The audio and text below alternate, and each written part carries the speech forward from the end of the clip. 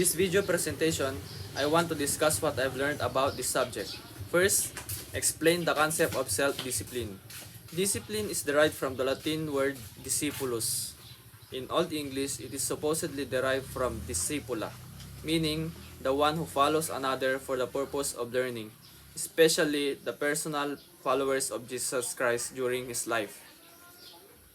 The 12 apostles chosen or called by him to be his immediate associates. A biblical loan from Latin discipulus is pupil, student, follower, or disciple. So let's talk about self-discipline. What is self-discipline? Self-discipline is the ability to push yourself forward, stay motivated, and take actions regardless of how you're feeling physically or emotionally. You're showing it when you intentionally choose to pursue something better for yourself and do it in spite of factors such as distractions, hard work, or unfavorable odds. Self-discipline is different from self-motivation or willpower. Motivation and willpower contribute to it, as do persistence, the ability to follow through on your intentions, and hard work. It's important to develop self-discipline in life. Self-discipline is what enables us to do high-quality work. It is keep us pursuing our goals through tough times, and it helps us to stay professional even when we're not feeling great. To develop self-discipline, follow this step. 1. Choose a goal. Dapat may goal tayo para alam natin kung saan tayo patungo at pupuntahan natin. Second, find your motivation. Dapat may motivation tayo upang sa ganun, kaya natin lahat ng dumating na problema at suliranin sa buhay natin. Motivation is the key to success, ika nga nila. 3. Identify obstacles. Dapat alam natin yung mga hinaharap na obstacles upang sa ganun makapag-ready tayo at mahihanda natin ang sarili natin kung paano natin ito sosolusyonan. 4. Replace your old habits. Kung mali ang ginagawa natin noon, dapat itama na natin upang sa ganun maalis ang mga masasamang habits at mapalitan ng mga gandang habits upang tayo ay maging successful. Monitor your progress. Dapat minomonitor natin palagi ang ating progress upang sa ganun alam natin kung may natututunan tayo sa araw-araw o wala. Self-discipline is an essential quality and is the key differentiator between people who are successful in life and those who are not. I'll discuss what are the different types of discipline. There are so many types of discipline you need to know. First, I want you to know what classroom discipline or school discipline is all about. Classroom discipline is very important for effective teaching and learning, yet it constitutes one of the biggest teacher challenges nowadays. Before teaching a new class, teachers should work intensively in their classroom management strategies for achieving school discipline. But what is discipline in the classroom?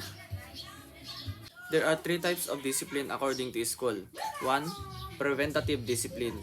Preventative discipline is about establishing expectations, guidelines, and classroom rules for behavior during the first day of lesson in order to proactively prevent disruptions. 2. Supportive discipline. On the other hand, a course in the case of transgression is usually a verbal warning or suggestions for the correction of behavior. 3. Corrective discipline comes into the play when a student has failed or changed his/her behavior after repeated attempts to supportive discipline. It mostly refers to the consequences delivered following an infraction. Discipline in school life is extremely important as it sets the foundation for student success later in life. In the previous explanation part, we learned the three types of discipline in the class or school. But now, I want you to know also the three types of self-discipline you need to accomplish your vision. There are many ways that we can implement self-discipline practices every day. Here are examples of self-discipline. Number 1, active discipline. Is doing what you need to do in very moments such as eating a healthy meal, limiting your distractions while studying and exercising.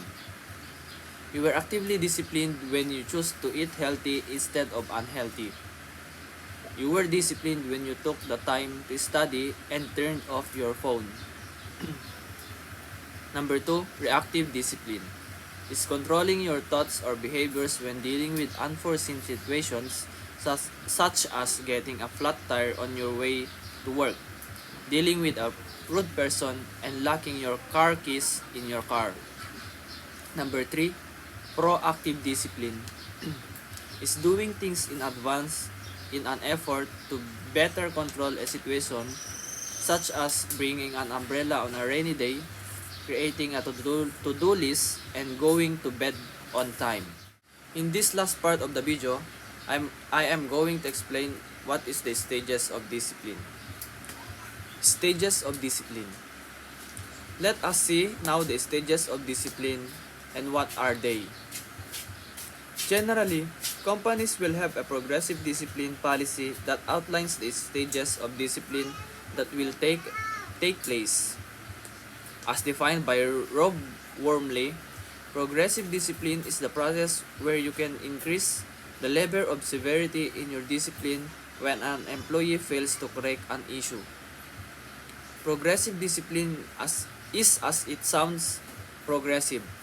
The disciplinary steps get progressively more intense based on both the severity of instructions and the repeated infractions.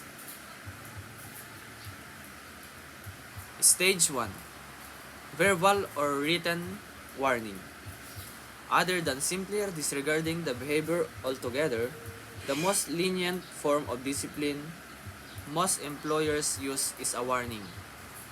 Stage 2. Probation. After warning haven't had an effect, employers often place employees on some form of probation.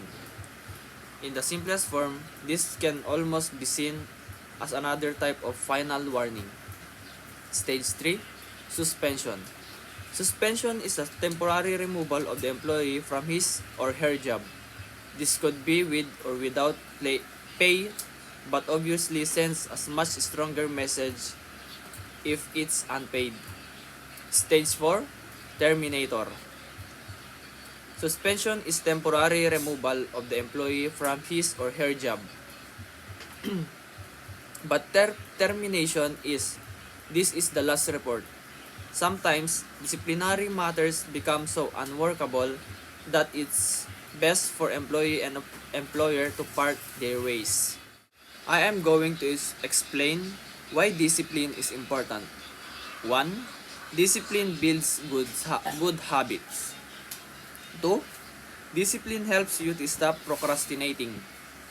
3. Discipline helps you manage your time better. 4. Discipline helps you achieve your goals. 5. Discipline boosts your self-esteem. 6.